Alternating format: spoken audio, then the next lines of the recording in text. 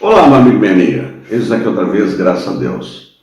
E eu estou fazendo esse conteúdo porque, na verdade, eu trouxe dois episódios do Jamil do UOL, que é justamente essa questão de que o United States of America fica influenciando o Vaticano desde 1958 para não eleger ou colocar no poder um Papa que seja de esquerda. É o famoso conservadorismo, é a famosa direita.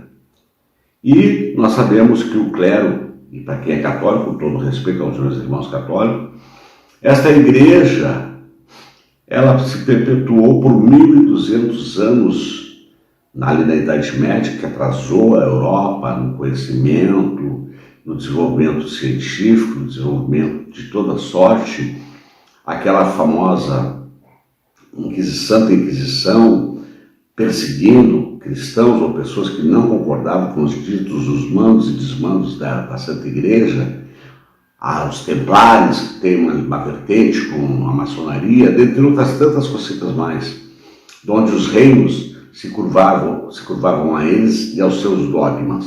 Tudo era satânico, um Deus extremamente cruel. E isto tem uma trajetória de história, eu não vou entrar nela, mas eu vou direto ao ponto, que é o prenúncio, a primeira parte do vídeo que eu ainda vou fazer, de forma mais teológica, digamos assim, com conhecimento adquirido, não que eu seja um teólogo, de que não é a esquerda que vai perseguir os cristãos, é a direita e o conservadorismo.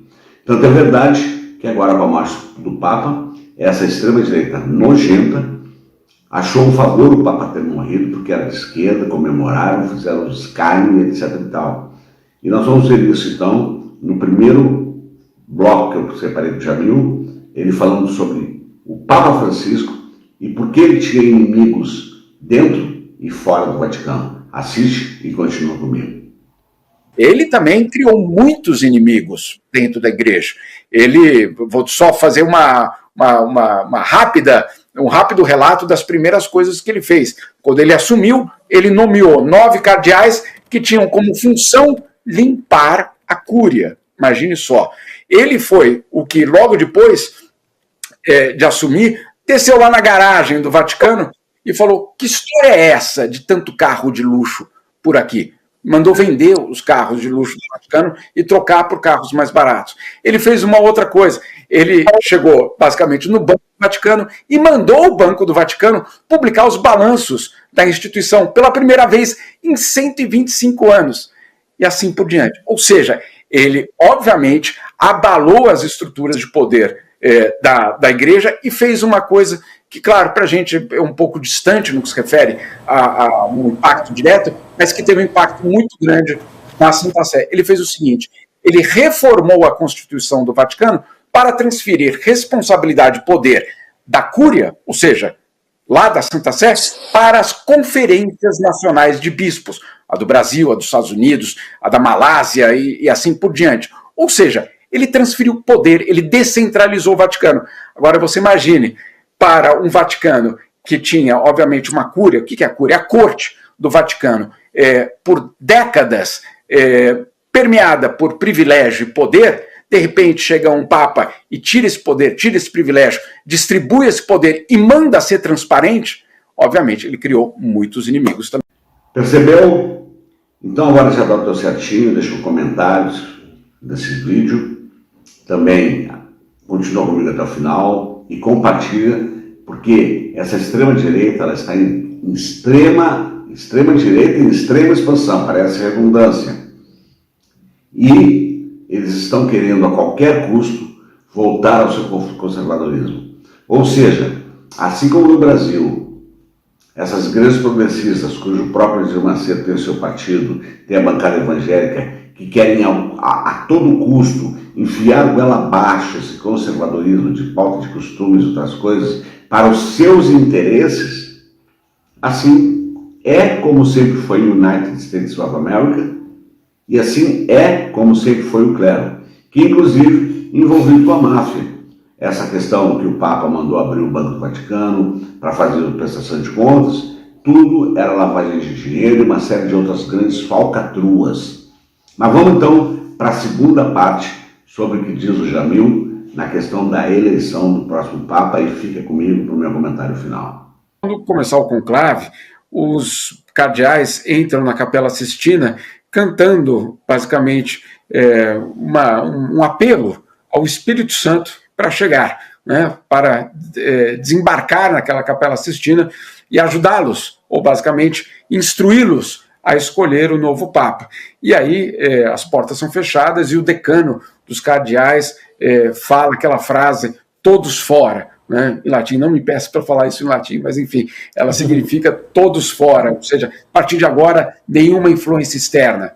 Mas não é isso que justamente os documentos que eu estou publicando hoje mostram. São documentos do Departamento de Estado, são documentos do Departamento de Estado norte-americano, documentos da CIA, que mostram que desde 1958, desde o conclave de 1958, existe uma permanente ação do governo americano no Vaticano, e uma dessas frentes justamente é para ter ao seu lado, no combate ao comunismo durante, claro, a Guerra Fria, o próprio Vaticano. A gente sabe de todas as histórias, ou de muitas das histórias, de João Paulo II, claro que foi um grande aliado dos americanos contra o comunismo, contra a União Soviética. Mas o que esses documentos mostram, Fabio, é que era algo muito mais profundo do que apenas um Papa em um momento da história entre Estados Unidos e o Vaticano. Por exemplo, ali em 58, logo depois da escolha do Papa, um dos telegramas que eu tive acesso é a própria embaixada dos Estados Unidos em Roma, informando justamente ao Departamento de Estado em Washington, olha só, precisamos montar uma estratégia para ter uma relação positiva com o Vaticano, porque isso vai ser importante para os nossos interesses de política externa. E dali, toda essa história se desenrola de uma maneira muito impressionante, inclusive encontros do Papa com Eisenhower, etc., até, obviamente, os dias de hoje. É uma influência política considerável. Esses cardeais, eles são atores políticos nas suas regiões, nas suas comunidades e, obviamente, neste momento de escolha de um novo Papa. Isso vem sendo, na verdade, nos últimos 12 anos do pontificado do Papa Francisco, essa pressão política, ela ficou evidenciada ao longo de vários momentos, inclusive tivemos em um momento ali em 2015, 2016, 2017, uma situação muito grave, com vários teólogos, vários religiosos ultraconservadores, tradicionalistas, acusando o Papa de heresia em cartas oficiais, ou seja, é obviamente uma acusação gigantesca, é como se você largasse basicamente uma bomba atômica na Santa Sé, você acusar o próprio Papa de heresia, e isso que aconteceu em 2015, 2016, 2017, justamente criando, obviamente, um contexto. Para quê? Para um eventual conclave. No momento do conclave, obviamente, essas forças se mobilizando para tentar convencer aqueles cardeais que vão votar a optar por uma escolha talvez mais moderada, talvez uma escolha mais conservadora, etc.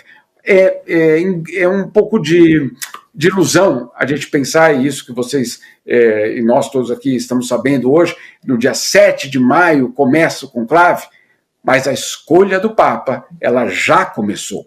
As reuniões que estão acontecendo no Vaticano neste momento são as reuniões decisivas. Quando você chega para o conclave, quando eles entram dentro da Capela Sistina, diante do juízo final do Michelangelo, ali é a votação, Fabiola. A escolha, a definição, a articulação é feita neste momento, justamente enquanto todos os cardeais estão em Roma. Esses dias são os dias fundamentais. E esses dias, Fabiola, eles não estão isolados. Nesses dias, eles estão, obviamente, diante de todo tipo de pressão internacional. Eu tenho visto nas redes sociais uma pressão da ala mais conservadora, insistindo, inclusive, com teses como a de que o Papa Francisco dividiu a igreja. Não, o que ele fez foi tirar o poder daqueles que, por décadas, mantiveram privilégios e afastaram, pelo menos na visão dos progressistas, afastaram a igreja justamente dos seus fiéis. É esse grupo que quer poder. E por isso, essas 2 semanas, até o dia 7, são semanas absolutamente fundamentais na escolha do Papa. A grande verdade é que essa história do Espírito Santo jamais vai baixar lá dentro do catolicismo, até porque é bíblico, ela é a besta do Apocalipse, a grande meretriz, a prostituta, simples assim. Meu irmão católico, não estou te ofendendo, eu sou contra o clero, só isso. E não sou contra nenhum tipo de vertente religiosa, cada um crê no que quer, livre-arbítrio. Mas a grande verdade é que é um jogo de cartas marcadas, a grande verdade é que o Jamil também disse num outro contexto, que é muito importante, até vou deixar os links para você na descrição, com algumas outras falas, que você separei que achava mais importante para esse conteúdo, que é interessante para os Estados Unidos fortalecer o clero, é interessante para o clero ter a força da grande nação americana para poder para eles estabelecerem os seus poderes, os seus interesses econômicos, os seus interesses ideológicos, os seus dogmas e etc. e tal. Então, se alguém está se iludindo até o dia de hoje e dizendo que o comunismo vai perseguir os cristãos, está muito enganado. Inclusive, aqueles evangélicos e outras tantas vertentes religiosas, eu vou evitar de falar o nome, estou quase me saindo da boca, que eu estou mordido, porque a denominação religiosa que eu tanto creio, que vocês já sabem, se curva essa ideia de que o comunismo não presta, e é uma grande balela. Então está aí a prova. Os Estados Unidos interferem, os documentos foram revelados, tudo que o Jamil trouxe é verdadeiro, é fidedigno, porque é um jornalista sério. Então é isso. Agora está em você dar o teu certinho, comentar e compartilhar esse vídeo para muita gente, para que nós possamos desmistificar esse maledeto dessa questão relacionada que o comunismo é o diabo e o conservadorismo e a direita são os santos. E como disse o próprio Jamil, isso está relacionado à Guerra Fria, quando da expansão da União Soviética pelo mundo e os Estados Unidos teve medo, usou então o próprio clero para fazer barrar e colocar medo na humanidade contra o comunismo. Esta é a grande verdade. Está dado o meu recado, porque aqui é a Voz Libertadora, você é uma Voz Libertadora, e como eu sempre digo ao final de cada conteúdo, com a graça de Deus, até o nosso próximo encontro, e amanhã a gente continua nossa jornada com os nossos vídeos políticos, econômicos e as nossas análises dos fatos. Um bom sábado para você.